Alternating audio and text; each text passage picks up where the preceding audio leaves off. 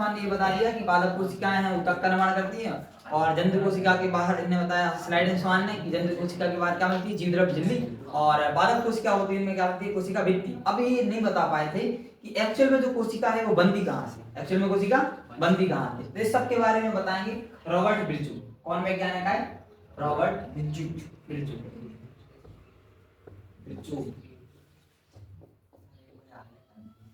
Robert बिरचू आए, उन्होंने बताया सभी कोशिकाएं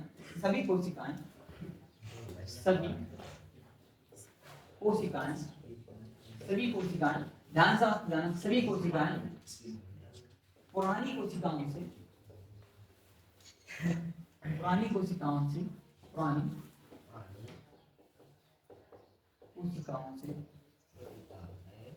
बनी होती हैं,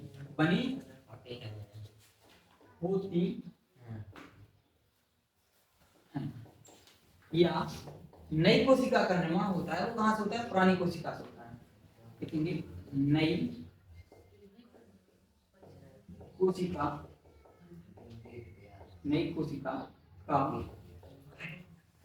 निर्माण कहाँ से होता है, पुरानी बात नहीं कर रहा, पुरानी कोशिका से होता है ना। तो नई कोशिका कहाँ से बनती है, पुरानी कोशिका से बनती है। ये बात कौन नहीं बता पाते तुम्हारे स्लाइड में स्वान, जबकि इन्होंने बता दी कि नई कोशिका का निर्माण कहाँ से होता है, पुरानी कोशिका। मतलब जब ये जैसे आपकी हो गई पुरानी कोशिका है और इन्हें बनानी है नई कोशिका, है ना। तो पुरानी कोशिकाएं विभाजित होकर क्या बनाएंगी, नई कोशिका का निर्माण करेंगी, नई कोशिका का निर्माण करेंगी। अंत में मतलब आप बड़ी कक्षा में आ जाएंगे 11th में, उसमें लिखा है ओमनिस सेलुलोई सेलुला, है ना। थोड़ा ये 11th का है, ओमनिस याद रख सकते हैं, ओमनिस सेलुलोई सेलुला, ओमनिस सेलुलोई सेलुला। ये किसने किया, रॉबर्ट बिरचू ने।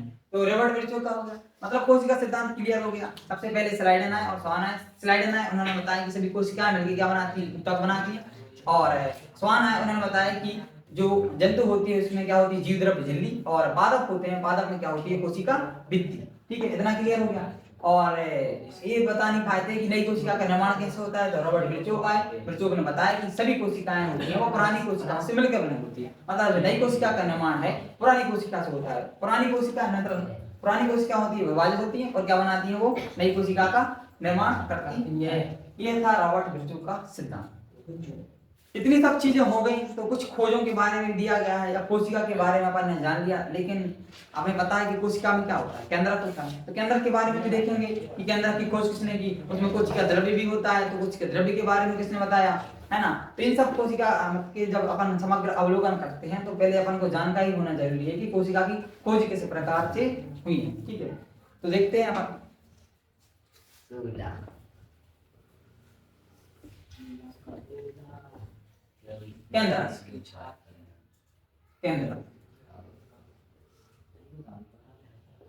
केंद्रक की खोज किसने की थी, रॉबर्ट ब्राउन ने। किसने की थी, केंद्रक की रॉबर्ट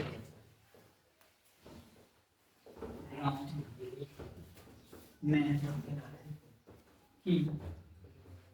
तो केंद्रक की खोज सबसे पहले किसने की थी, रॉबर्ट ब्राउन, एक वैज्ञानिक थे। उन्होंने क्या की, केंद्रक की खोज। पता ही है, जैसे ये आपकी कोशिका होगी, तो कोशिका में क्या होता है, केंद्रक होता है, जो कि सभी क्रियाओं का क्या करता है, नियंत्रण करता है। तो इसकी खोज किसने की थी, रॉबर्ट ब्राउन। बोलो सब लोग, किसने की थी, रॉबर्ट। केंद्रक की होगी, केंद्रक कोशिका की होगी।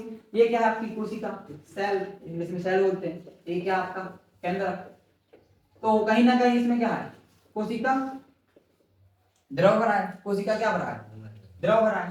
तो इसके बारे में भी इसे बोलते हैं कोशिका द्रव, कोशिका द्रव बोलते हैं। ठीक है, तो केंद्रक की खोज हो गई, अब कोशिका की भी खोज हो गई। अब इसके बाद हमें जानकारी ज्यादा जरूरी है कि किस प्रकार से कोशिका का आकार होता है, विभिन्न प्रकार के प्राणियों में किस प्रकार से कोशिकाएं होती हैं। तो सबसे पहले जानना जरूरी है एक कोशिकीय जीव और बहुकोशिकीय जीव, है ना। कोशिका के प्रकार, है ना, कोशिका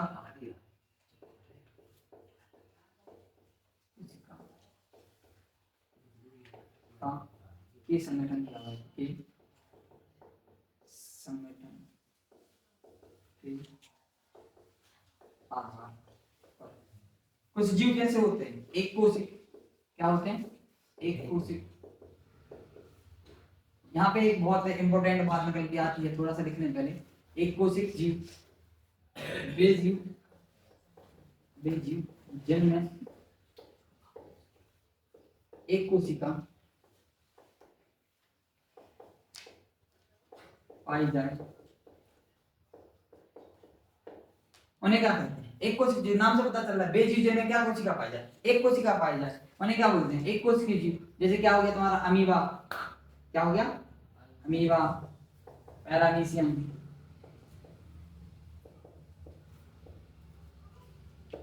क्लेमाइडोमोनास,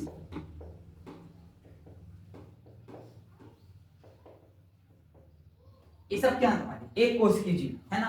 इसमें मतलब एक कोशिका है तो एक कोशिका ही सभी फंक्शन कर रही है, जैसे कि पाचन, श्वसन, उत्सर्जन। तो आप समझ रहे हैं कि मतलब एक कोशिका ही सभी कार्य कर रही है, समझ रहे हैं, एक कोशिका भी सब कार्य कर सकती है और बहुकोशिक जीव भी सब कार्य कर सकते हैं। तो जब एक कोशिका सब कार्य करने में सक्षम है, जैसे कि अमीबा है, इसमें केवल एक ही कोशिका है और एक ही कोशिका सब कार्य कर रही है जितने भी क्रियाएं हैं, तो कोशिका इस अर्थ में भी क्या हो जाती है, मूलभूत रचनात्मक और क्रियात्मक इकाई हो जाती है। मतलब ऐसा जरूरी नहीं है कि कोशिका को कार्य करने के लिए बहुत सारी कोशिकाओं की आवश्यकता हो, एक कोशिका भी सभी कार्य कर सकती है। एक के बाद आती है बहुकोशिक जीव, बहुकोशिक से आपने पढ़ा होगा एक वचन बहुवचन, उसी प्रकार से क्या है आपकी बहुकोशिक, बहुकोशिक जीव। बेजीव जिनमें बहुत सारी कोशिका होती है, एक से अधिक कोशिका होती है, बेजीव जिनमें एक से अधिक क्या होती है, कोशिका होती है, एक से अधिक कोशिकाएं होती है, क्या कहलाते हैं आपके बहुकोशिक, क्या कहलाते हैं बहुकोशिक जीव कहलाते हैं। तो बहुकोशिक जीव में अपन आ जाते हैं मनुष्य बहुकोशिक जीव, मनुष्य कैसा जीव, बहुकोशिक जीव, ठीक है। क्यों बहुकोशिक जीव, देखो कहीं ना कहीं बहुत सारे कार्य करने हैं हमें, पाचन तंत्र है, उत्सर्जन तंत्र है, परिसंचरण तंत्र है, श्वसन तंत्र है, तो कहीं ना कहीं कोशिकाओं की जरूरत होती है, बहुत सारे अंगों की जरूरत होती है, तो कोशिकाएं संगठित होकर एक बड़ा कार्य करती हैं। इस प्रकार से अपन कैसे जीव हैं, बहुकोशिक जीव हैं, है ना। मनुष्य एक बहुकोशिक जीव है, जीव जंतु हो गए, पेड़ पौधे, जबकि अमीबा पैरामीशियम क्या है, एक कोशिक जीव है, क्योंकि इनका जो संरचनात्मक शरीर ढांचा होता है वो एक कोशिकाओं से बना होता है ना।